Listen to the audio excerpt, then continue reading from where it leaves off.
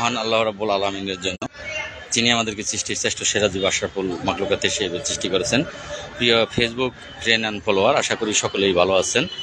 মহান আল্লাহ রাব্বুল আলামিনের অশেষ রহমতে সকলেই আমার সালাম গ্রহণ করবেন, হিন্দুরা আদাব গ্রহণ করবেন এবং অন্যান্য ধর্মাবলী ভাই বোনেরা অন্তরের অন্তঃস্থল থেকে প্রাণডালা অভিনন্দন এবং রক্তিম লাল গোলাপের শুভেচ্ছা নেবেন। প্রিয় বন্ধুরা, গাবতলী আসতে হলো বিশেষ প্রয়োজনে। এই মুহূর্তে গাবতলী টার্মিনালে আছি।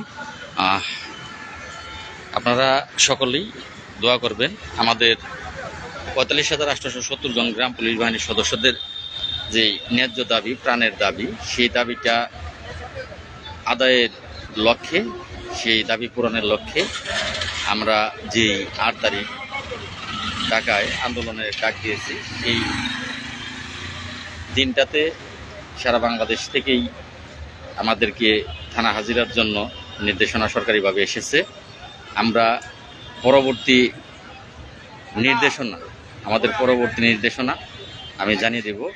আপনারা আমার আইডিটার দিকে খেয়াল রাখবেন এবং প্রত্যেকেই আমার আইডিটা, যে পোস্টগুলো, এগুলো যদি গ্রাম পুলিশ হয়ে থাকেন, আমার আইডির পোস্টগুলো দেখা, শেয়ার করা, এটা আপনার নৈতিক দায়িত্ব। কারণ ভাগ্য পরিবর্তনের জন্য যুদ্ধ আমি সহ আমরা যারা করতেছি, আমাদের পোস্টগুলো পড়া, শেয়ার করা, এগুলো আপনাদের দায়িত্ব। যত বেশি শেয়ার করবেন তত বেশি আমাদের ভাগ্য পরিবর্তনের রাস্তা সহজ হবে। যাই হোক, যে যখন যেখান থেকে লাইভটি দেখবেন আপনারা শেয়ার করবেন এবং আমার আইডিটা সবসময় খেয়াল রাখবেন।